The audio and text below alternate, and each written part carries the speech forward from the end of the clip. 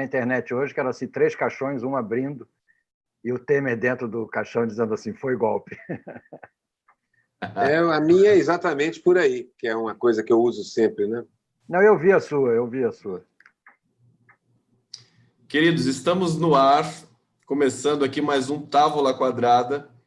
Deixa eu só monitorar aqui, esperando o pessoal chegar aqui na transmissão, porque a gente começa de uma vez, agora com a tecnologia Zoom. Saudações democráticas a todos que acompanham o canal do Conde aqui, começando mais um Távola Quadrada, que depois será retransmitido pela TV 247. Estou aqui com os meus queridos amigos cartunistas Miguel Paiva e Aroeira, para comentar sobre assuntos quentes do dia, da semana. E tem muitos assuntos, realmente. Eu quero começar saudando, deixa eu ver. Aroeira, eu ia fazer o bem me quer, mal me quer, que nem a Folha de São Paulo está fazendo bem me quer, mal me quer com a Vaza Jato e Lava Jato, né? Vaza, lava, vaza, lava. Vaza e lava. Tudo bem? É a síndrome da neutralidade, né? Eu quero ser neutro, então dou uma no cravo, dou uma na ferradura, dou 2 na ferradura, mais uma no cravo. A Folha também tem isso, dá 3 delicados para ela e uma ferrada na gente, né? E aquela velha piada, né? Tem alguém que é mais neutro do que outro, né? Tem uns que são mais neutros do que outros. Tem gente que é exageradamente isentona, né? A Folha é um jornal isentão. Eles estão esperando para ver. Eles querem ver para que lado eles vão, né? Eles vão ficar mais ou menos no mesmo lugar, mas pelo menos de que maneira eles vão pentear o discurso, né? De que maneira eles vão fazer isso? Eles vão ficar sempre do lado de cima do muro, do lado de cima. Do lado de cima do muro. Gente, a gente tem uma pauta aqui sobre vários temas. Acho que tem um tema que acabou de ser publicado, inclusive está destacado aqui no 247, que é a cúpula da revista Época pedindo demissão após a Globo se desculpar por reportagem com a esposa de Eduardo Bolsonaro. Eu queria dizer uma coisa para vocês, o seguinte, a pessoa já é da família Bolsonaro e ainda é coach, é uma maldição isso aí, né? Deve ser difícil isso. Miguel? Não, e você viu as aulas dela? Ela usava o marido como um exemplo de sucesso. Case de sucesso, exatamente, para ficar bem dentro do padrão. E sites de blogs de direita, livros, tudo de direita, para as pessoas lerem e interessarem, se interarem para ver o que é realmente o sucesso. Porque o sucesso, pelo jeito, é uma coisa de direita. Agora, as aulas da senhora Bolsonaro, na realidade, me interessam muito pouco. Me interessa muito mais primeiro, a matéria da Época, que já me surpreendeu, e segundo, a reação da TV Globo, ou do Grupo Globo, estou pedindo desculpas a Bolsonaro, e terceiro, a cúpula da Época se demite. Uma sequência de fatos interessantíssimos que ilustram bem a atual conjuntura do nosso país. O Grupo Globo se desculpar com a família Bolsonaro é um fato que eu ainda preciso de alguns dias para entender a justificativa, porque, caramba, e tudo que eles já fizeram? E será que foi tão grave assim o que eles fizeram? Eles fizeram uma matéria bastante curiosa sobre coaching, não tem ofensa nenhuma, não tem mentira nenhuma. Eu não entendo, não é assim que o jornalismo funciona? Mas a princípio eu até achei estranho mesmo, porque assim, poxa, o cara foi fazer terapia, era psicólogo, então a primeira notícia que eu tive é isso, o cara se inscreveu como um falso paciente para fazer terapia. Eu acho que isso é ultrapassar uma linha. Você assume uma identidade falsa e tal. Eu sempre achei isso, quando o filho do Maluf foi de helicóptero, foi preso e foi levado de helicóptero para a cidade de São Paulo, acho que foi isso, e um repórter da Globo estava disfarçado de Polícia Federal lá dentro, gravando tudo. Então, acho assim, o repórter tem que ter certos limites éticos, sim. Ele não pode mentir tão descaradamente. Ele não pode mentir tão descaradamente para obter o que ele quer. Mas depois eu percebi que era um negócio de coach. Mais do que uma profissão, mais do que ser uma psicóloga, ou menos do que ser uma psicóloga, ela estava trabalhando com esse negócio aí, que o Gregório do Vivier comentou também outro dia no programa. O tal do coach. O tal. Sim, esse treinador de vida, é isso que é o negócio significa ser coach. Mas eu acho que é um subproduto do capitalismo, só pode ser. Com uma indústria de palestra daquelas que o Deltan Dallagnol faturava. Mas então eu entendo o seguinte, eu acho que está na zona cinzenta do jornalismo mesmo. Eu não concordo muito. Eu não concordo. Eu não faria isso. Eu acho que você não mente. O jornalista, inclusive, assim, em alguns lugares, ele precisa avisar. Ele é obrigado a avisar. Isso é uma discussão muito interessante, né? É uma discussão interessante que envolve também. A polícia tem o mesmo tipo de problema com o infiltrado. Para fazer uma prisão nos Estados Unidos de algumas coisas, o cara é obrigado a dizer que é policial. Então, assim, por exemplo, muitos estados questionam aquele negócio dele fingir que é um cara à cata de prostitutas e aí uma moça se oferece, ele vai e prende a moça. Muitos estados questionam a legitimidade dessa legislação. Então, você vê, está numa zona cinzenta. Eu acho que é uma discussão interessantíssima, sim. Muito bom. O Miguel, quer falar sobre isso? Eu queria colocar em questão, pelo menos, essa história de que ele não poderia se disfarçar.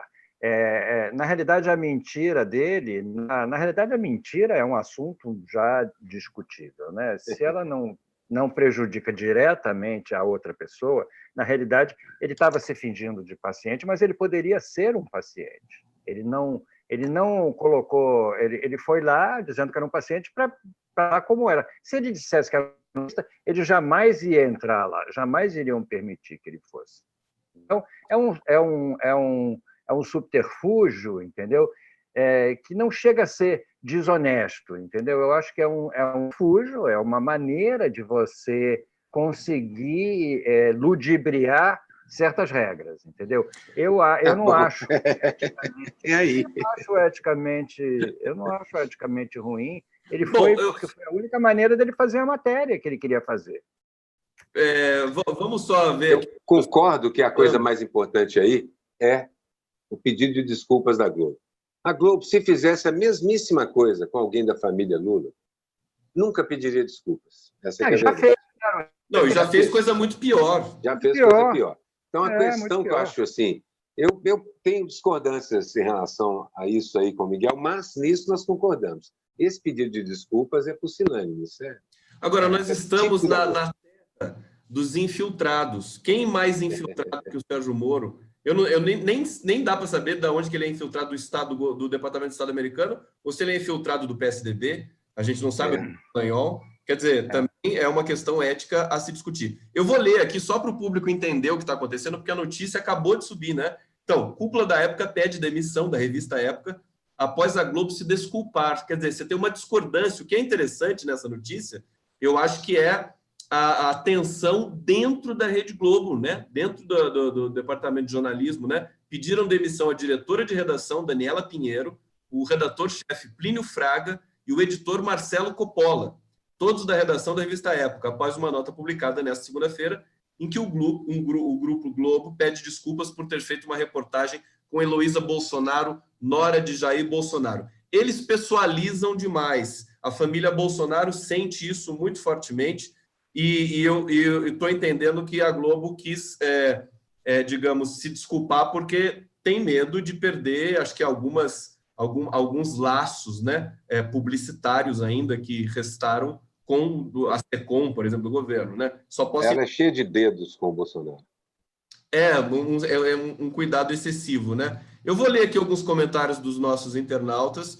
Pessoal aqui chegando para a transmissão, Cândida Rosa, Judite Serri, Odete Silva, todo mundo mandando saudações aqui. Marcelo Sandim, Elaine de Fátima, Marilda Jardim, Valéria Torres. Eu peço desculpa, já falei para os meus colegas aqui que eu estou meio gripado. O cérebro funciona um pouco meio assim, na base da manivela. Arueira, só comentar com você, a nossa ilustração da thumb é a charge do Miguel Paiva. Daqui a pouco a gente vai apresentar aqui também. Você acabou de subir uma charge do Michel Temer. Eu acho que esse assunto é delicioso, né? O Michel Temer no Roda Viva dizendo que foi golpe, né? Desculpa, mas foi... Mas a entrevista com o vampiro, né? Hã? A entrevista com o vampiro. Entrevista com o vampiro. Exatamente. E o Temer no Roda Viva? Como é que fica? Tem alguma pessoa hoje no Brasil que ainda acredita que foi impeachment, o que foi feito contra Dilma Rousseff? Não, mas o próprio autor Tem alguém ainda no Brasil que acredita em Michel Temer? Terceiro, tem alguém no Brasil que ainda acredita no Viva? É uma sequência de perguntas importantes, mas o Michel Temer foi assim candidamente honesto, e ele, um dos autores do processo do golpe, sabe que é um golpe, diz que é um golpe, en passant, nem se dá o trabalho de afirmar que é um golpe, apenas incorpora e passa a usar. É um golpe, acho que não tem mais ninguém. O que eu vejo hoje em dia é que tem gente que justifica o golpe. Muita gente, sim, o pessoal que sobra justifica, diz que era preciso por quê. E aí vem uma série de bobagens e tal. Mas acho que ninguém mais duvida que tenha sido um golpe. Qualquer hora nós vamos ouvir alguém da presidência da República, um dos 4 presidentes, dizendo isso. O Carluxo, provavelmente, é o que mais tem a língua solta, digamos assim, e aí vai dizer. Mas ele vai dizer, foi um golpe de uma maneira que ninguém vai entender. A linguagem dele é primeira mão para todo mundo. Ele vai dizer naquela linguagem cifrada dele, né? Cifrada, código Morse e tal. Aí eu não tinha visto o sangue está fantástico. Não, sim, claro, ele está sempre com... Ele tem dificuldade nessa idade de segurar tudo dentro da boca, baba um pouquinho. Não, e a mão também, porque a mão do Michel Temer é aquela mão, né, cheia de... A mão do Nosferatu também, olha as unhas, é a mão do Nosferatu também. Esse realmente... Na verdade, o meu modelo para o vampiro Temer, que eu desenho há muito tempo, é o Nosferatu, não o Bela Lugosi, não o vampiro, o Conde Drácula básico, que eu acho mais fantástico, mais parece com o Temer, essa coisa insidiosa, essas mãos são do Nosferatu, na verdade. Impressionante. Miguel. Cabelo levemente despenteado, né? Aquela coisa assim.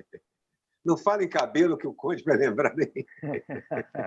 Não, o cabelo do Aroeira está impressionante, esse cabelo. Pois é, eu falei.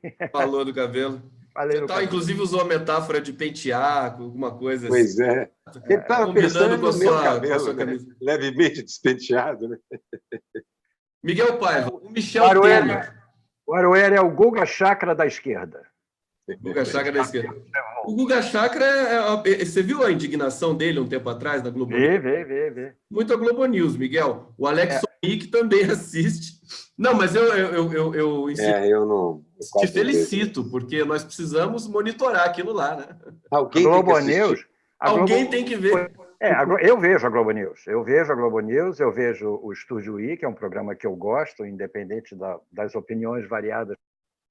O Guga Chakra às vezes aparece, mas ele aparece mais de noite, naquele programa que ele está lá em Nova York, que é muito engraçado, que ficam aquelas 4 caras ali. É uma espécie de Zoom da Globo, né, que a gente usa aqui, mas ficam os 3 lá parados e tem um delay, né? Então, quando o rapaz pergunta, a pessoa parece que acorda, assusta e começa a falar.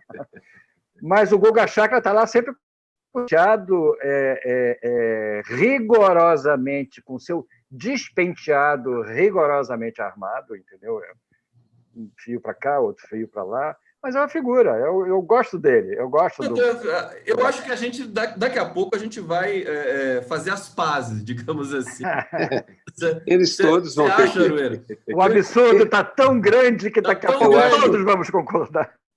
Eu acho que assim, um cara feito Bolsonaro queima pontes, né? É um cara que briga, xinga todo mundo. Então, ele começa a ofender continuamente jornalistas, repórteres, o dono da rádio, o dono da TV.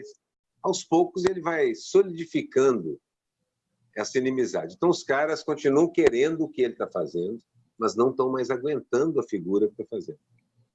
A gente tem que aproveitar essa contradição, porque é aí que o Bolsonaro cai.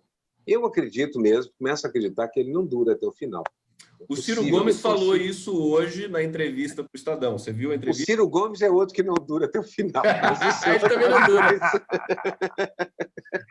Não, ele estava quietinho, o pessoal estava até esquecendo, já que ele tinha ido para Paris. E aí, para poder atrair atenção, ele chega e pega uma panela. Está se especializando. Lula, o Bolsonaro. Lula feio, Lula mal, PT ele está especializando. Vamos falar do Ciro Gomes. Eu acho que vai ser vamos fazer essa catarse logo. Né? Vamos fazer essa catarse. Eu acho que o Ciro Gomes, eu quero dizer só que ele, como pessoa, já tive com ele algumas vezes, ele é uma figura instigante, mas ele está realmente metendo os pés pelas mãos não sei se a vaidade ou a ambição política eleitoral dele, que ele está usando mais ou menos a mesma técnica que o Bolsonaro usa, né? Sim, ele quer ser um Bolsonaro culto à esquerda.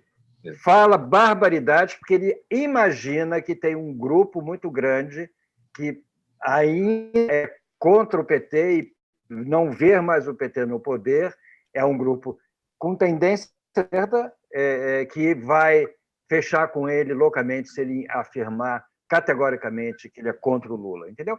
Eu acho que a divisão política, a falta de visão histórica, a falta de tudo, eu não sei o que eles estão olhando lá na frente, qual é o horizonte que eles estão vendo. Se ele tivesse visto o programa ontem do Mauro, com o Coimbra, o Marcos Coimbra, ele ia ver que não é isso tudo que ele está pensando. O antipetismo não é desse tamanho. O antipetismo, inclusive, tende a se diluir um pouco à medida em que o outro lado vai mostrando ao que veio. Então, acho que ele parte de um pressuposto um pouco equivocado mesmo. Mas é um projeto. Já falei isso. O Ciro não é uma pessoa inteligentíssima, é um cara mais do que preparado. Mas é um oligarca, é um homem branco, hetero, batavo, bom, pois é. É um homem hétero, branco, que pensa desse jeito, é ligeiramente grosso, cavalheirescamente machista, e assim por diante. Então, ele se coloca nessa posição, esse locus aí. Eu sou um Bolsonaro culto com programa e humanista. Agora a gente fica imaginando o que seria essa personagem presidente da República, né? Se a gente fizer a passagem ao ato, né? Uma pessoa que tem... Enfim, eu vou ler um trecho de um comentário aqui do Wilson Ramos Filho, o Xixo. Ele diz assim: o Ciro é um sujeito encantador.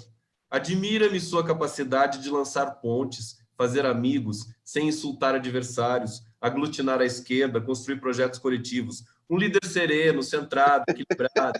Imagino como seria a relação dele com o PT e com as redes sociais se ele fosse presidente da República. Quer dizer, tem de usar um pouco essa ironia, essa inversão, para a gente entender... Como é que é o nome dessa figura da inversão?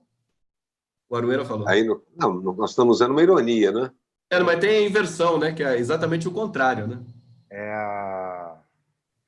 A ironia, geralmente, você usa isso. Você Você diz o contrário com ênfase, e todo mundo acha óbvio que você está dizendo o contrário com ênfase. Né? Você que é o linguista. O contrário do que você quer dizer. Como dizer assim, não, mas tem o nome aí, eu que sou linguista. Eu que tenho que dizer. Mas eu estou gripado. Eu não consigo mais funcionando direito a minha... Diga, Miguel. Não, é para dizer que eu acho que o microfone do Aroeira está batendo e fica fazendo uns treques, acho que é o seu. Não é, gente. Isso é um microfone de celular. Não, o meu também mas eu fico ouvindo um treque. Mas assim, isso é da transmissão. Para mim tá tudo bonitinho, se o público puder... se o público puder avisar se essa transmissão tá boa, a gente agradece aqui. Távola Quadrada agradece. Já que a gente falou no Guga Chakra, vamos falar desse ataque dos drones nas reservas sauditas, quer dizer, nas instalações sauditas, que deu um grande... abalou a produção de petróleo internacional. É algo assim gravíssimo. A ANP, a Agência Nacional de Petróleo, emitiu uma nota dizendo que é o 11 de setembro do petróleo. Queria saber da impressão de vocês sobre isso, dessa nova geração de bombardeio por drone. Vocês acompanharam? Como é que vocês leram esse tipo de... Olha, eu acompanho sempre as notícias e esse lado do mundo que muito me intriga. E essa guerra constante, articulada de gabinete, e é motivo para guerra, mas eles acham melhor, pelo momento, não declarar guerra, como se a guerra fosse como é que chama? Um documento que você emite, manda para o outro e o outro rebate. Eu já acho ótimo. Memorando, exatamente. Eu já acho ótimo ser por drone. Pelo menos, se tiver que abater alguém, vai abater um drone, entendeu? Não vai abater uma... Olha o pensamento humanista do Miguel. É o pensamento que salta aos olhos nessa coisa. É um alívio. Eu fiquei impressionado com a notícia que eu li também, que os Estados Unidos têm guardado um estoque absurdo de petróleo no subterrâneo, entendeu? Eu fico imaginando os inimigos lá, drone, para jogar uma bomba lá nesse petróleo todo. Acaba dos Estados Unidos, abre um buraco no Arkansas, Minnesota e abre, eu não sei onde é. Não dá ideia, Miguel Paes. Não, porque boa parte das ideias desses caras são de Hollywood, claramente. É de roteirista, então não dá exatamente. ideia, Miguel. Não dá Esse petróleo todo guardado, quer dizer, para que serve? Para especular, para dizer, olha, acabou o petróleo, mas nós temos? Eu não entendi bem. Comparar com o 11 de setembro... Onde é que você leu isso? É uma notícia interessante. Eu vi não sei se foi no O UOL. Donald Trump tweetou, ele disse que estava liberando as reservas estratégicas americanas para eles têm. faltar petróleo. Eles têm. E eu acho que comparar com o 11 de setembro é uma analogia um pouco exagerada, entendeu? Porque são interesses aí precisos que não lidam diretamente, aí no caso do poço de petróleo, com vidas humanas, como foi no 11 de setembro. Apesar da origem do 11 de setembro ser totalmente discutida, isso aí um dia é o que todo mundo vai virar à tona, quem criou isso, quem bolou, quem facilitou, quem estava, enfim, essas equações todas, que as pessoas de direita acham que nós somos malucos, né? Que nós ficamos inventando coisa. Quando a gente dizia que o Moro, lá no começo da Lava Jato, que todo mundo ia para a manifestação com camiseta, Moro ao bloco, aquelas coisas, Moro é o nosso herói e tal, quando a gente falava isso, eles nos olhavam estranhamente, entendeu? Estranhamente, dizer, vocês são loucos, vocês estão imaginando coisas. Agora, que eles digam a coisa. E nós continuamos com a razão. Né? E a internet não vai deixar o mundo esquecer o que eles fizeram e disseram. Né? Exatamente. E como a internet não vai deixar esquecer as verdadeiras causas do 11 de setembro. O que tem em comum entre o 11 de setembro, também acho forçada a comparação, e esse caso lá nos campos de petróleo, é que todo mundo desconfia que os americanos fizeram as duas coisas. Mas isso é o de menos aí. Na verdade, assim, eu acho interessante um aspecto. Primeiro, a substituição de gente por drone. Bom, é claro que, do ponto de vista humanista, é um avanço mesmo, mas torna a guerra mais barata também, não é? E, por outro lado, torna a guerra muito mais barata. E torna a guerra um projeto individual. Digamos assim, uma pessoa pode resolver.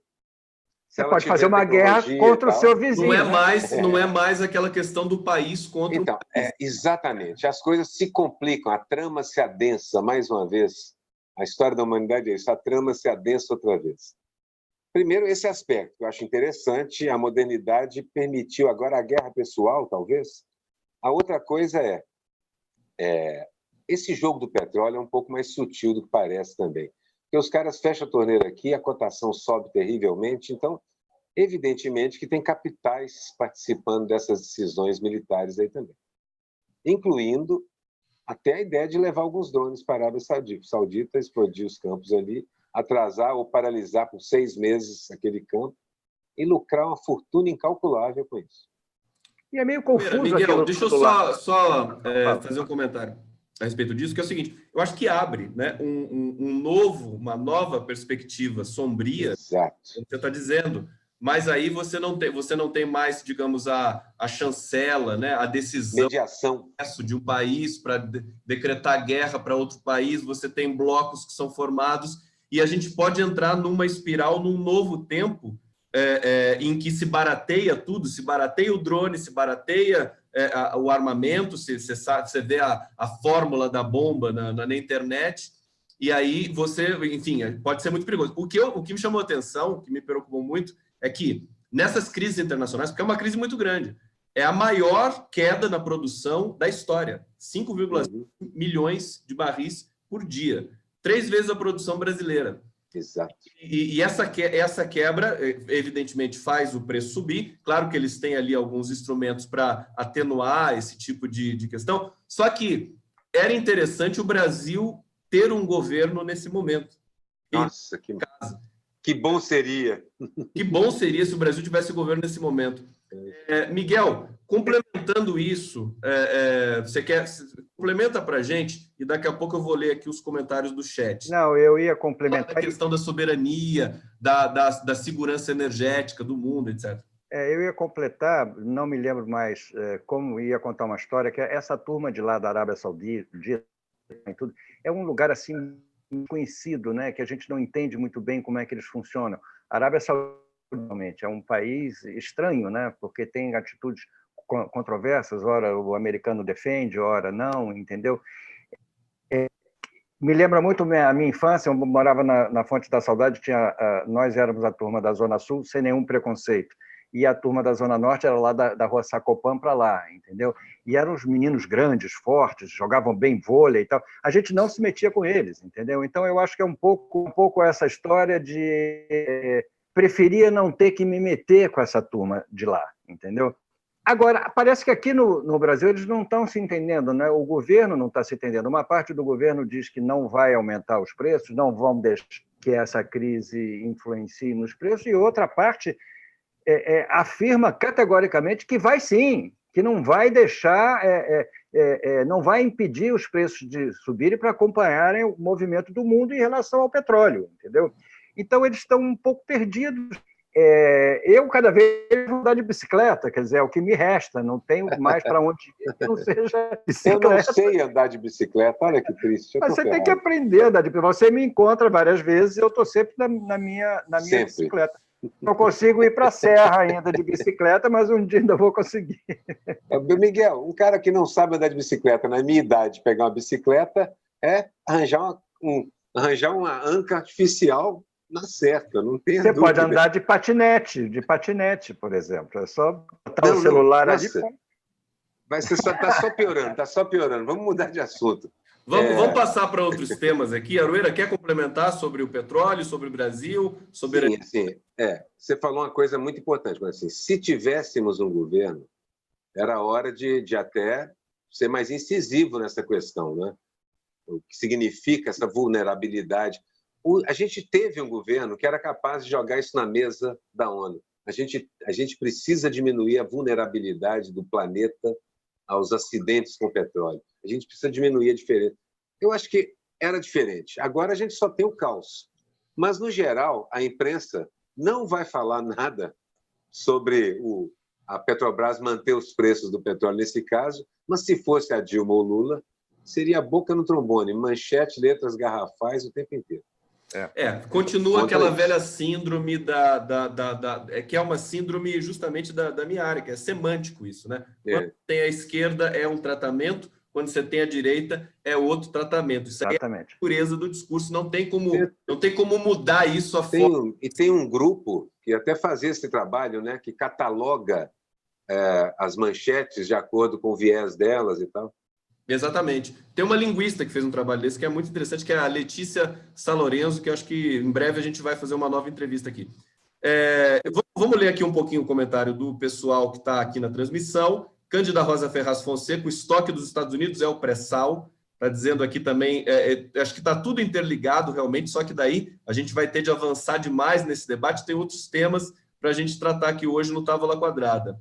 Greta Thunberg dizendo, Estados Unidos pega petróleo dos outros, precisam de mais e querem ser donos de petróleo de todo mundo. Deixa eu ver aqui mais um comentário. Miguel Paiva, a analogia da ANP com o 11 de setembro também tem a ver com o risco de se iniciar uma guerra mundial. Eu acho que a analogia com o 11 de setembro tem esse viés realmente de mudar a realidade do mercado internacional. Como mudou o 11 de setembro, mudou a lógica dos voos internacionais, né? A segurança dos aeroportos, né? Isso foi uma coisa que foi muito impactante ali também. Bom, vamos trazer um tema novo aqui do nosso roteiro, que é o Bozo e o Carluxo. É interessante, inclusive, ter a jornalista da Globo News, querida, né? Como é que é o nome dela? A Saldanha, acho que eu não sei se é Saldanha. Ela disse Bolsonaro, né? Não, é a Maria Beltrão. Maria Beltrão, né? Bolsonaro, tudo mais. Mas tudo bem, acontece. Eu até acho que o golpe que foi dito pelo Michel Temer é uma espécie de... aquela história do sentido ser mais forte do que o desejo, né? O discurso é mais forte. Quer dizer, foi golpe, todo mundo sabe. E jornalistas da Globo News, em geral, eles são proibidos de dizerem isso, né? Então, mas uma hora escapa, não tem jeito. Uma hora falar essa história do golpe. Mas vamos falar do Bolsonaro e do Carluxo. Posso falar a verdade? Fala. Vamos falar a verdade? Pronto, vamos. Foi golpe. Uma vez eu fiz uma chat com a Rosa, do Supremo Tribunal, e ela rasgando a Constituição, jogando para trás, falando para o repórter, Posso falar a verdade? Poxa, é isso. A família. Então, situando, o Carlos Bolsonaro falou que a democracia atrapalha, né? Não dá para fazer reforma rapidamente. Aí o Bolsonaro estava lá, doente, no hospital, aí soltaram ele. Soltaram o Bolsonaro. Não é deram alta, né? Soltaram o Bolsonaro. E ele voltou a falar. E aí ele disse a língua de novo. Que o filho está certo, né? Apoiou, digamos assim, atacou a democracia. Quem quer falar? Sabe que eu sou especialista em família. Eu ia chamado Cuidado Família. Essa aí, então, Cuidado Família mesmo, entendeu? Vou até colocar a tua charge aqui. Pois é. Aí você vê... Eu concordo com o Bolsonaro, concordo com o Carluxo, concordo com o Jair. É óbvio que para o que eles querem fazer, a democracia não é um bom negócio, entendeu? Eles cobertos de razão. As reformas que eles querem, reformas, né, entre aspas, os decretos que querem, as mudanças de comportamento, as mudanças de lei, isso tudo, eles não querem a democracia. Entendeu? Eu fiquei na dúvida se Carluxo é com CH. É que nem a dúvida de broxar, né? Broxar com X. Que broxar com X é muito pior. É uma broxada daquelas que não tem jeito, entendeu? Aquela broxada que... broxar com CH, H de humano, tem um C de compensação, tem uma série de coisas. O X não tem jeito, entendeu? Então, o Carluxo, para o que eles querem, nesse projeto do síndico do Brasil, da família brasileira, da família que é o esteio da sociedade brasileira e tal, não faz sentido mesmo a democracia.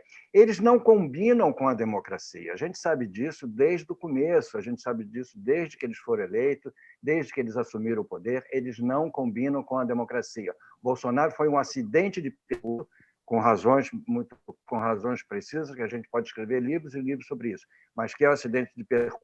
Você pegasse qualquer outro candidato de direita, Alckmin, até o Amoedo, o que fosse, entendeu? Faria um governo detestável de direita, economicamente, principalmente, mas não seria essa aberração, entendeu? Certamente.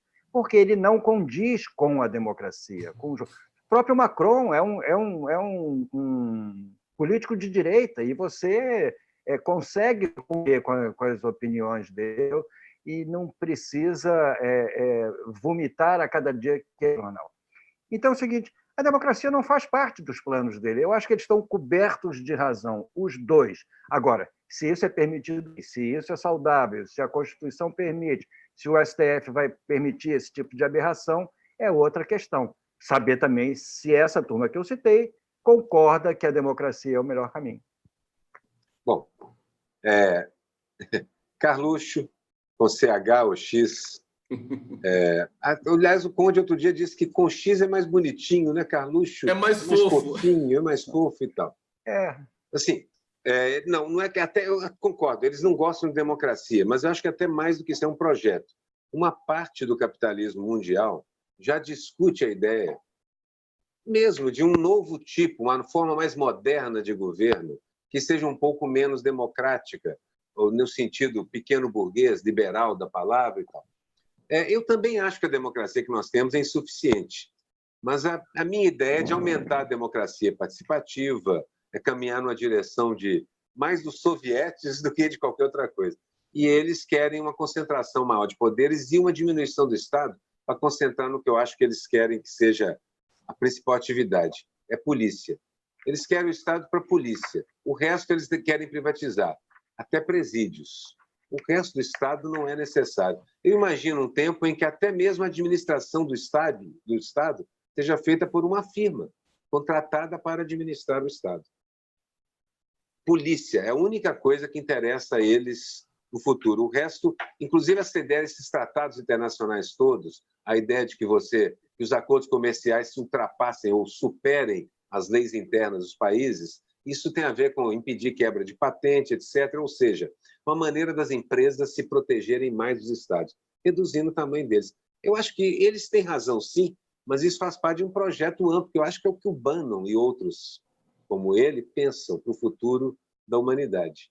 Eu acho que isso está ligado, Aroeira e Miguel, isso está ligado com um certo lugar comum de todas as sociedades. Quando o Datafolha pesquisa entre a população brasileira quem gosta de democracia, quem prefere um sistema ditatorial, você percebe que o povo prefere, às vezes, né, tem um percentual ali que se identifica com um regime autoritário. Sim, que é um pai forte. A democracia não é unanimidade. Esse é um detalhe importante, que é um detalhe que também faz parte desse discurso, da semântica da política, né? Eu queria falar sobre isso, porque isso é uma coisa que o brasileiro sempre teve, né? Essa coisa é o resultado de um paternalismo institucionalizado, né? Que você sempre espera do ou do ditador, no caso, as benesses que você, como ser humano, quer. Você não percebe que a democracia é o melhor caminho para se chegar a isso, né? Desde Getúlio explorou muito isso, né? A figura do pai de todos, e, né? Aquela coisa do ditadura militar, muito isso. Mesmo sendo uma ditadura militar, eles faziam questão de como as pessoas generosas que iam fazer aquilo pelo bem do povo. Eu estou achando estranho que aqui no Bolsonaro ninguém fala em povo. É engraçado, o governo está funcionando já há 8 meses, 9 meses vai fazer, e ninguém fala em povo. O povo foi esquecido, o povo foi colocado para escanteio, mesmo num discurso autoritário de direita, como populista, né? Que se pretende populista, exatamente. Como é que vai ser populista sem povo, né? Exatamente como a ditadura fez, entendeu? Mas existe essa parcela grande da população que espera ainda. O Bolsonaro se elegeu em cima disso. Era a figura que ia colocar na casa, entendeu? E eles continuam achando isso. Eles não entendem muito de política, não entendem muito desse jogo, mas querem e continuam achando que a única solução é o que papai vai trazer para casa. Aroeira, você quer complementar? Tem uma notícia urgente aqui, hein? Eles falam para o indivíduo, o cidadão de bem. Eles falam para essa pessoa, não para o coletivo povo. Esse negócio não existe, isso é um problema para eles. Eles querem esse pessoal na rua, incitam individualmente cada um para irem atrás do PT, atrás de esquerdista, atrás de comunista, para ir atrás de gays, de mulheres, de negros, etc, etc. Mas, pessoalmente, eles não gostam disso. Eles querem falar com o indivíduo, a pessoa. Uma falha que eu acho que a esquerda devia começar a falar para o indivíduo. Nós temos muito mais a dizer para o cidadão do que eles, muito mais. Certamente. Bom, esse é um tema que a gente precisa avançar, porque tá acontecendo, paralelamente a tudo isso, está acontecendo vários fenômenos, inclusive do próprio bolsonarismo, tá num declínio grande. Dissolvendo. A notícia urgente que acabou de chegar aqui para mim é que o Sérgio Moro e o Deltan Dallagnol terão de explicar a perseguição política a Lula no Conselho Nacional de Direitos Humanos, né? A defesa do Lula acabou de soltar um comunicado aqui. O Conselho Nacional ouviu o Lula hoje lá em Curitiba, na parte da manhã, avançou um pouco mais, atrasou a coletiva que a defesa iria dar, eles acabaram de dar essa coletiva, e então está colocado aqui que Moro e Dallagnol terão de se explicar ao Conselho Nacional de Direitos Humanos. Acho que isso se alinha, inclusive faz parte do nosso roteiro aqui, aquele despacho do juiz Ali Mazloum, que jogou no lixo, como diz o Fernando Brito, a denúncia contra o Lula e contra o Frei Chico, da Lava Jato de São Paulo. Ele disse que a denúncia é inepta, e aí, portanto, passando para o Miguel e depois para a Aroeira, como é que você recebe essa notícia aí de que Moro e Dallagnol terão de se explicar ao Conselho Nacional de Direitos Humanos sobre perseguição ao Lula? Olha, eu acho ótimo, continuo com a mesma desconfiança, mas se a defesa do Lula estará presente, certamente. Mas não resista a uma piada, entendeu? Porque eu li que o Moro e o Dallagnol iam fazer uma palestra juntos para um projeto em Curitiba, combate à corrupção. Eu não sei como é que alguém ainda convida Moro e Dallagnol para fazer uma palestra sobre combate à corrupção, gente. É uma piada. E paga, pois é uma piada pronta. Então vai ver que era isso. Uma meta-palestra, né? Aprenda como se faz a corrupção. Exatamente. Vai ver que a palestra é essa, eles vão ter que se explicar lá e aí, não sei, transforma isso em palestra. Eu acho que é o país da piada pronta, como diria José Simão, entendeu? porque é um absurdo eu abrir o jornal e ler essa notícia, ou abrir o computador e ler a notícia, que o Moro e o Dallagnol foram convidados, vão ser pagos regiamente para fazer uma palestra. Acho que nós temos combate à corrupção. Universos paralelos, né? Só pode, é a única explicação. No mundo de Nárnia, né? Exatamente. Eu estava estranhando que até agora nós não tínhamos lido nada, sabido nada sobre o depoimento do Lula à CNH, entendeu? A CNH que chama? Comissão Nacional de Direitos Humanos, CNDH. CNDH. Como é que você recebe essa notícia aí que o Moro e o Dallagnol terão de prestar explicações? Você acha? Eu recebo muito. Parece que funcionou, né, o depoimento do Lula. Se o CNDH está, não sei se intimando ou convidando ou solicitando que o Moro e o Dallagnol compareçam lá, é um bom sinal. É sinal de que o Lula depois lá funcionou. Eles querem ouvir agora. É um avanço, né? Não sei. Eu estou com trechos aqui do comunicado do Conselho. Vou ler antes de passar para o Arueiro. Após ouvidas todas as partes, este relatório vai ser submetido ao plenário do Conselho, que é soberano na decisão final. O CNDH pode emitir recomendações à anulação desse processo ou podemos levar a denúncia aos organismos internacionais de direitos humanos, explica o presidente do Conselho, Leonardo Pinto. Aparentemente, me parece, inclusive pelo tom da própria defesa do Lula, que é um conselho soberano realmente, que não está aparelhado pela justiça banda podre brasileira, né? Eu espero. Pelo menos não todo ele. Porque se o presidente emite um comunicado com esse tipo de palavras, olha a semântica de novo aí, porque não passou pelos 3 metralhinhas lá. Evidente que não. Então, claro, eu vejo isso não só por esse aspecto, eu também tenho as desconfianças que o Miguel colocou no outro programa e colocou de novo hoje, eu tenho também. Mas, pelo visto, talvez não tenha realmente atingido o Conselho. Nesse caso, ao aspecto simbólico disso, se junta ao aspecto real. Esse pessoal talvez dê seguimento mesmo a uma ação em relação a isso. E, de novo, isso é pelo menos mais um tijolo nessa narrativa que mostra Moro e Dallagnol como criminosos. Eles talvez tenham... Não, se as coisas correrem bem, eles terão que se explicar à justiça, realmente. Isso liga lá com isso. Liga lá com a história do... Ai, gente, mas nem porque vão pagar o preço da justiça, eles vão deixar de receber algumas palestras. Não, eu acho que hoje mudou uma questão na realidade concreta da cena política. Moro e Dallagnol, pela primeira vez, estão na posição não de réus, mas de pessoas que vão ser ouvidas porque eventualmente cometeram crimes. O Conselho Nacional... Porque a suspeição.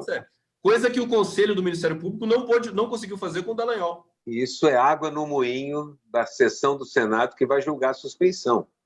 E tem a ver, que a gente falou ontem sobre a indisposição do Bolsonaro, pai e filho, com a democracia, entendeu? Porque isso tudo aí faz parte da democracia. O jogo democrático prevê esse tipo de coisa. E isso é uma dor de cabeça para eles, entendeu? Puta que pariu.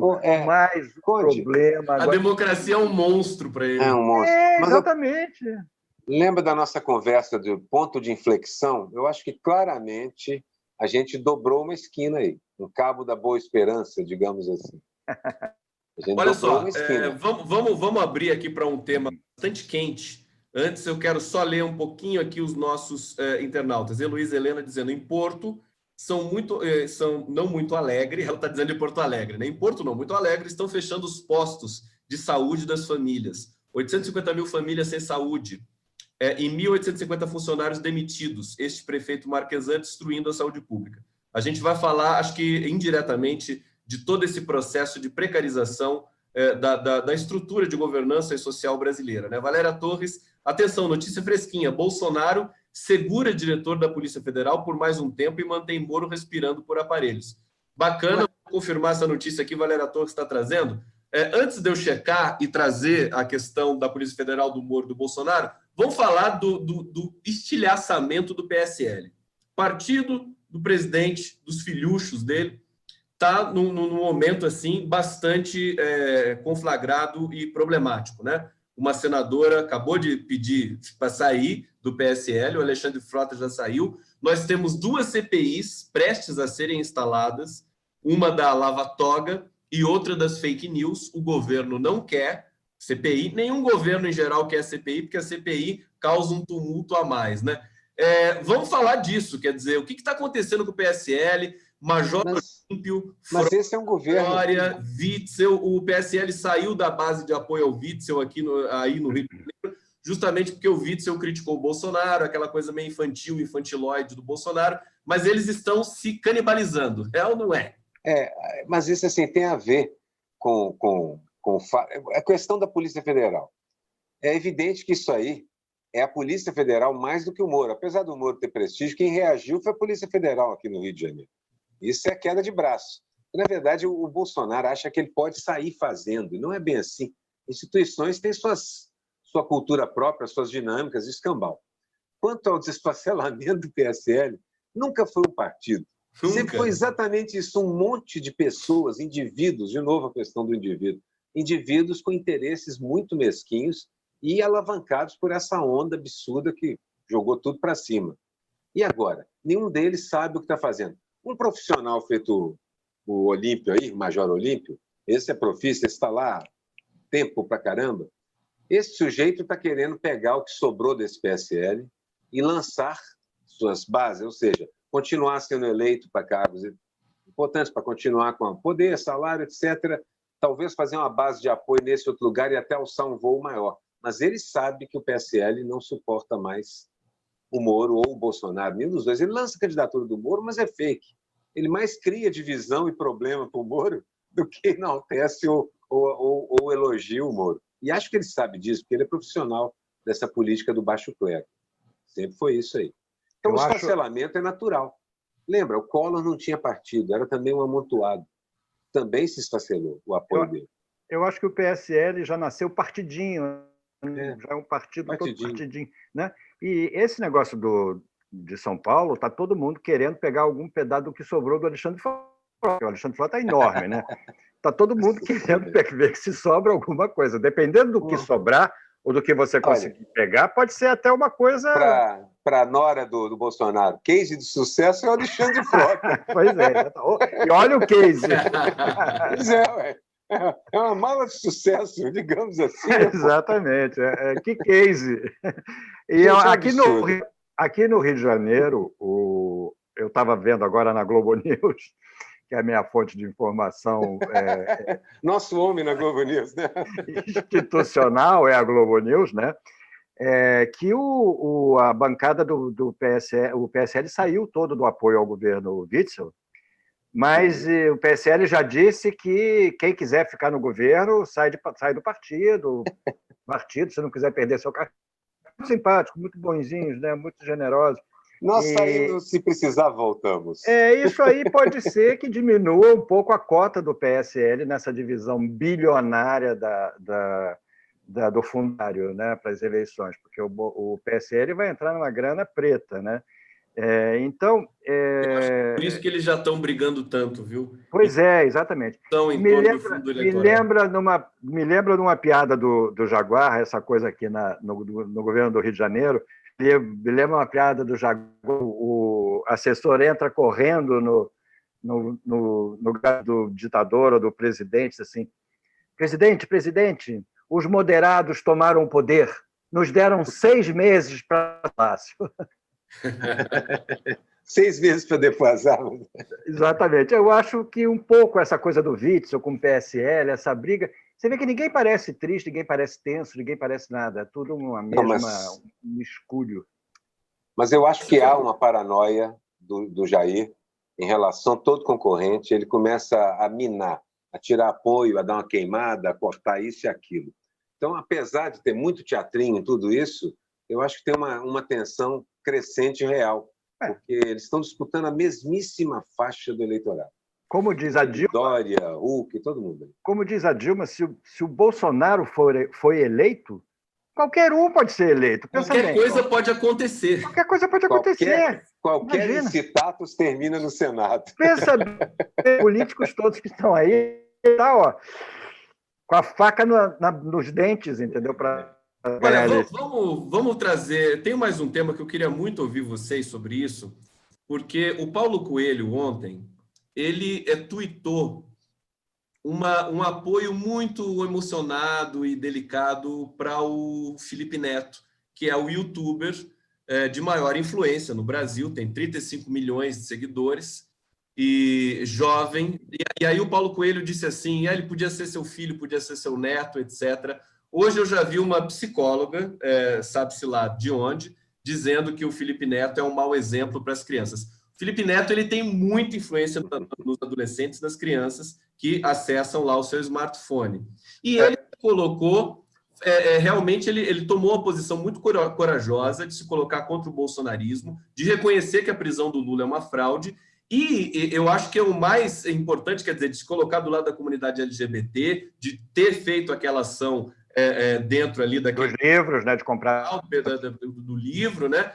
E agora ele teve de mandar a mãe para o exterior, porque ele está sofrendo ameaça. Quer dizer, é um governo, o bolsonarismo, ele trafega nesse mundo das ameaças, da chantagem, da morte. Gostaria desse evento, quer dizer, do Felipe Neto, que ele tem muita influência realmente no país. Acho que ele é uma peça-chave no processo que nós poderemos vir a ter de... Gostaria de falar sobre isso, uma coisa importante, que é o seguinte. Eu conheço muitos dos jovens seguidores, filhos de amigos e tal, do Felipe Neto. Ele realmente é muito importante e muito influente. E mais, ele tem, na trajetória dele, ele tem melhorado o programa, o discurso, a maneira como ele interpreta as coisas, como ele vê esse processo do youtuber. Ele conta que ele começa como youtuber fazendo aquele negócio do humor prático, que os americanos chamam de practical jokes, né? Aquele negócio de empurrar o cara, fazer aquela coisa de dar um choque, dando um aperto de mão e tal. Ele começa com isso, mas ele muda e muito. E ele cria um negócio, ele criou empatia com esses seguidores. E ao ser perseguido, ele faz com que esses meninos percebam o que é que nós estamos vivendo. Nós estamos vivendo uma ditadura que persegue pessoas que discordam deles. Eu acho... A importância que isso tem para gente jovem que está vendo aquilo é muito grande. Eles não teriam essa percepção de outra forma, eu acho, tão cedo. Não teriam. Eu acho que o Felipe Neto, eu me pergunto até se ele não elegeria, não ajuda consistentemente a eleger um presidente com esses 35 milhões de seguidores. 35 milhões, isso aí é uma coisa... Meu Deus do céu. Exatamente. Então, esses meninos vão crescer e tirar título de eleitor. E essa evolução é um fenômeno muito interessante nesses casos em que a gente sabe que a história está do nosso lado, né? Voltando sempre à história. É a semântica, né? São as coisas que andam juntos. E é um processo muito eclético, digamos assim, para usar um outro termo bastante em desuso, mas sempre... mais eterno, né? Sempre. E o conhecimento gerando transformação, né? Você vai conhecendo, você vai vivenciando, você vai transformando. É fundamental. Uma coisa que o Paulo Freire dizia muito: só conhecendo, só se educando, só aprendendo, você é capaz de transformar a realidade. Entendeu? Acho muito importante que ele passe por esse processo. Ele é o exemplo vivo dessa dialética. Ele é o exemplo vivo de um jovem abrindo os olhos, abrindo a cabeça e sendo fundamental na manutenção de alguma esperança, entendeu? Dentro desse cenário todo e árido que nós estamos vivendo, entendeu? Eu acho fundamental.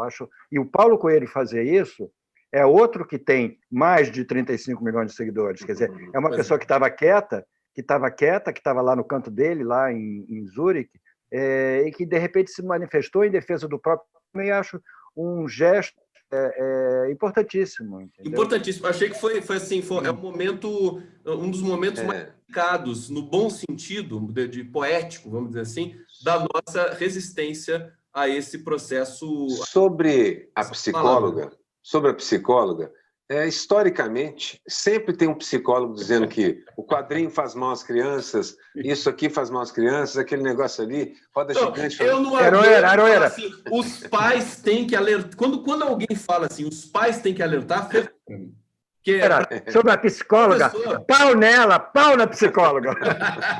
Mas, professor, os pais atrapalham muito. Vou falar uma coisa para você. É impressionante. Você sabe que eu tenho meu filho maravilhoso, Pedro, de 11 anos, craque de bola. Ele acompanha o Felipe Neto. Eu não converso de política com meu filho porque eu acho que eu não me sinto à vontade. Eu acho que seria uma coisa muito, né?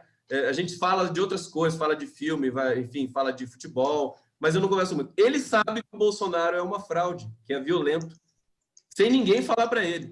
É impressionante. Ele acompanha, justamente porque ele acompanha os youtubers aí da cena. Evidentemente tem para todos os gostos, mas o Aroeira tocou num ponto que eu acho que é muito interessante, que é o seguinte: o Felipe Neto, ele fez uma autocrítica, ele falou que foi criado num ambiente reacionário. Foi. Exato. O lado ruim que ele está superando, ele é um cara que quer melhorar. Eu achei sensacional, sinceramente, a presença dele, e ele está correndo risco realmente, porque não é brincadeira, ele está mexendo, é por isso que tem de né? Tá mexendo com e ele é tudo que o Luciano Huck queria ser. E não Essa que é a verdade. E não é. Todas as nossas homenagens, todas as nossas sinceras homenagens a Felipe. Sim, a Paulo Coelho, meu amigo, já. Meu amigo há anos. Sou amigo do Paulo Coelho há muito tempo e fico feliz em compartilhar com ele esse gesto de generosidade e maturidade política dele. Sobre o Felipe também, quero lembrar o seguinte: ele tem poder, você falou bem, Miguel, ele tem 35 milhões de seguidores.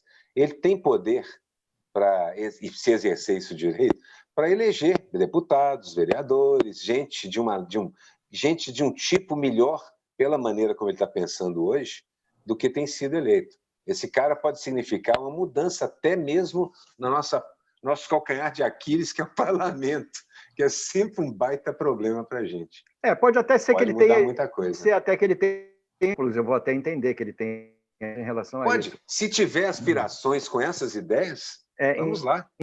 Talvez ele queira continuar. Ele tem legitimidade para isso. Talvez ele queira continuar vigilante, queira continuar no papel dele, que também ajuda a eleger também, amedronta também. E eu acho que o recado que fica, Miguel e Aroeira, pessoal que está acompanhando aqui, é que assim, ele já atacou a Dilma Rousseff muito fortemente, atacou o PT fortemente. E quando uma pessoa dessa se retrata, né, faz a curva, digamos assim, da civilização e da democracia, é uma notícia muito boa, tem um impacto muito grande, é muito forte. Concordo. Não é aquela pessoa que desde sempre esteve naquele lugar. Foi reacionário, foi uma pessoa... É isso mesmo, concordo. Agora, aí que vem a pergunta, eu queria trazer para vocês. Nós tivemos um episódio recente sobre o governador da Bahia, o Rui Costa, que é o governador mais popular do país, é do PT. Ele deu uma entrevista para a Veja. E só o fato dele dar entrevista para a Veja já deixa a militância do PT nervosa. Esse cara está fazendo e tal. E aí que eu pergunto, quer dizer, nós estamos num momento em que o bolsonarismo está sendo derretido, está sendo estilhaçado. Essas pessoas ex-bolsonaristas vão ter de ir para algum lugar. Nós vamos receber essas pessoas de braços abertos? Como é que vai ser a reconstituição do país depois de tanto tempo, né, de ódio explícito? Porque o que eu percebo? Eu percebo que todos os lados ainda estão muito traumatizados. Né? As pessoas estão reativas, elas não conversam com você, não chegam perto de você. E eu acho que a postura do Lula, né, o modo Lula de lidar com política, não traz essa questão do ódio, do não falo com você, a não ser em casos muito específicos. O que vocês teriam a dizer a respeito disso? Digamos, como é que o país vai, com essa massa de gente que vai ficar deriva aí, né? Ex-bolsonaristas, ex-tucanos, né, num país que vai ter de se reorganizar partidariamente já para as próximas eleições e para a gente poder fazer um processo de restauração da comunicação do país. Quando você falou da Globo News, e eu falei, a gente está na hora da gente já começar a conversar de novo, para a gente construir uma coisa diferente. Porque a Globo não vai acabar como o Bolsonaro gostaria que acontecesse também, de maneira, nem sei se é um blefe, se o que é, mas, na verdade, o que todos nós queremos é um jornalismo com mais qualidade, que não tenha tanta representatividade assim do mercado financeiro e dos interesses seculares aí da elite brasileira. Vamos lá, uma questão complexa, filosófica, mas eu deixo na mão de vocês. É isso. Vai lá, Miguel. Eu acho que você falou tudo, minhas suas palavras, entendeu? Exatamente. Você deu aí o diagnóstico perfeito. Eu acho sim, eu acho que é hora, e nós não temos esse poder, né, de dizer vamos receber essas pessoas. Todas as pessoas vão se receber, entendeu? Porque se tivesse sido doada, ou se ela se preservar, se ela sobreviver, a democracia não prevê muita coisa do que aconteceu. O Lula preso, inclusive, é uma delas, entendeu? Nós estaríamos aqui debatendo, discutindo, Felipe Neto, Paulo Coelho, Globo News, nós três, entendeu? Estaríamos num debate sadio, respeitando as diferenças e brigando por um pedaço dessa possibilidade, desse poder, dessa possibilidade de fazer alguma coisa por esse país, que é completamente diferente do que está em Brasília hoje. Eles não têm esse interesse. Nem esse interesse de sentar e conversar, que nós temos. Entendeu? O Lula sempre foi assim. O Lula sempre surpreendeu os radicais de um lado e do outro com a capacidade de se entender, de sentar e conversar. É óbvio, entendeu? E é esse o espírito que tem que ter. A gente tem que trazer todo mundo de novo para esse curral da democracia. É ali que nós vamos conversar, olhar para frente e que a tropa vai sair nesse campo em busca de ser melhor. E o poder que tem isso, quer dizer, quando você conversa, negocia, realmente o país fica forte, Aroeira. O Lula, a origem dele é sindical, e o marxismo também tem origem nos trabalhadores. Foi observando os trabalhadores e suas relações é que surge essa visão aqui, que o jovem Marx começa a ter as ideias dele. Então, assim, de certa forma, a capacidade de negociação é a coisa mais importante. Os sindicalistas, de certa maneira, eram pessoas muito mais preparadas para fazer a política que os gregos preconizaram do que quaisquer outros, porque eles precisam de resultados. Levar alguma coisa para suas bases. O Lula aprendeu e cresceu aí. O Lula precisa sempre levar um resultado. Então, ele está sempre buscando esse resultado. Não uma vitória pessoal, ele busca um resultado para levar de volta para a Assembleia. Na cabeça dele funciona assim, e na cabeça de toda a direção, todo líder deveria funcionar desse jeito. Eu preciso de um resultado para levar para aqueles que me trouxeram aqui. Essa é a diferença básica entre o Lula e a maior parte dos políticos que existe praticamente em qualquer lugar do mundo. Esse cara precisa voltar. Eu sei que tem aquela coisa, precisamos de novas lideranças. Sim, este cara precisa voltar à sua capacidade de negociação. O Brasil lentamente está reaprendendo que ele é o grande negociador. E isso é a coisa mais importante desse processo de desconstrução do bolsonarismo, que nesse programa do Mauro, com o Marcos Coimbra. Com o Marcos Coimbra, ficou muito patente. O bolsonarismo se desconstrói numa velocidade muito grande e o Lula se reconstrói numa velocidade muito grande também. O Lula e o que ele significa. Então, essa é assim que eu estou vendo essa coisa. Um pouco o desfecho dessa nossa saga épica. Só completar aqui o seguinte. O Ciro, me desculpe, com a sua inteligência, seu talento, seu domínio da palavra, a sua capacidade de esgrimir e de estocar o adversário, mas ele está completamente equivocado a não perceber isso. Não é para ir expulsar o outro, é o contrário, é o que você propôs na sua questão. Você tem que atrair o outro para a mesa, sentar, conversar e explicar para ele. Não vai dar para você levar tudo e também não vai dar para levar tudo. Essa é uma coisa que poucas pessoas conseguem fazer. Aquele sujeito imenso lá de Curitiba consegue. Pois é, de Curitiba, que está na masmorra de Curitiba. Olha, a gente está chegando no final do Távola Quadrada. Queria agradecer demais Miguel Paiva, Aroeira. Eu acho que o Brasil, vou devolver para vocês fazerem as considerações finais, agradecer muito o nosso público que participou aqui da transmissão, justamente da gente poder se reencontrar depois dessa saga de ódio, né? Nessa coisa terrível que foi uma mistura de mentira, de fake news histórica que foi produzida pelo próprio jornalismo tradicional que nós temos. Agora, pensar, olhar para frente, porque a gente está vendo que o bolsonarismo não tem como prosperar. Isso o Ciro Gomes acertou. Quer dizer, na entrevista que ele deu para o Estadão, não tem como prosperar o bolsonarismo. O Bolsonaro, ele não tem condições, são condições do discurso mesmo, né? A semântica estala, trava, espana, e não consegue mais avançar. Chega uma hora que esse ciclo se encerra, o ciclo das fake news, o ciclo da tecnologia usada para essas maneiras subreptícias de produção de política, e agora a gente talvez tenha a possibilidade de produzir uma resposta a tudo isso, com a libertação do Lula, evidentemente, mas com, digamos, nós temos de ter uma margem de perdão, uma margem de conciliação, porque o Brasil realmente foi tomado por uma guerra discursiva, verbal, muito violenta, as pessoas ainda estão feridas com tudo isso, né? Mentalmente, politicamente, historicamente, e a gente tem de desembocar para um novo processo aí, que eu acho que começa em 2020, com as eleições municipais, passando para o Miguel Paiva, depois Aroeira, e já me despedindo de vocês e agradecendo muito a presença e esse papo maravilhoso de sempre. Miguel.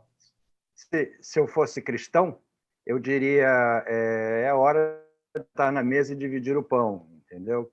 Não tem dúvida, esse é o espírito, apesar da frase feita, mas não tem jeito, não é nem a questão do perdão, não, é a questão de dividir a mesma coisa, entendeu? Nós temos que sentar em volta de uma mesa e conversar, todo mundo colocar o seu prato na mesa e a gente ver o que temos ali para hoje, entendeu? Essa é a saída, não tem jeito.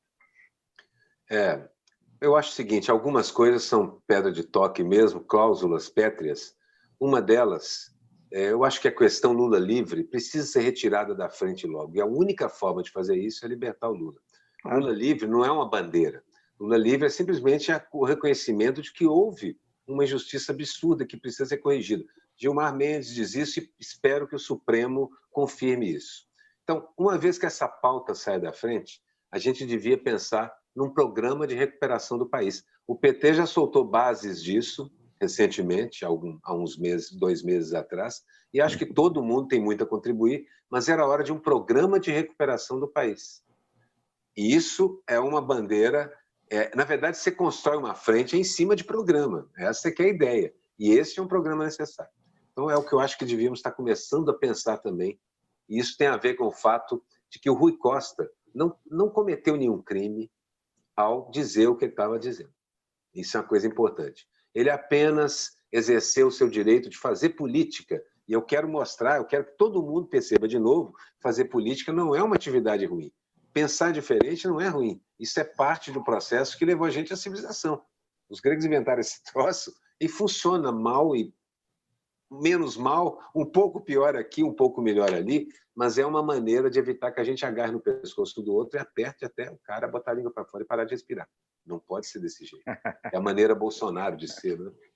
Grande Aroeira, inspiração total.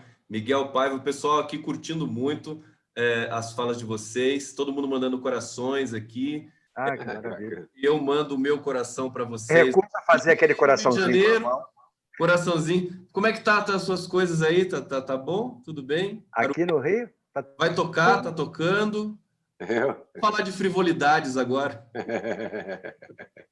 Aroeira toca sempre, estamos articulando aí. Estamos articulando. Domingo estou, quem está no Rio, lembra que domingo eu estou lá no Cais do Oriente. Domingo a Aroeira está sempre no Cais do Oriente. Tocando e tal. Miguel já foi lá te ver? Miguel já foi lá me ver, Miguel? Não, ainda não. Tem que ir lá.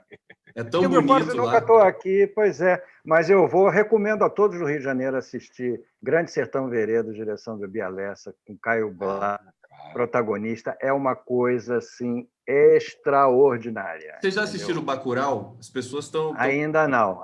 Eu também ainda não assisti. A gente precisa assistir para falar na semana que vem. Exatamente. Semana que vem a gente fala sobre o Bacurau. Semana que vem a gente fala de Bacurau, então. Beijo para todos vocês. Beijo a todos. Beijo, pessoal. Tchau.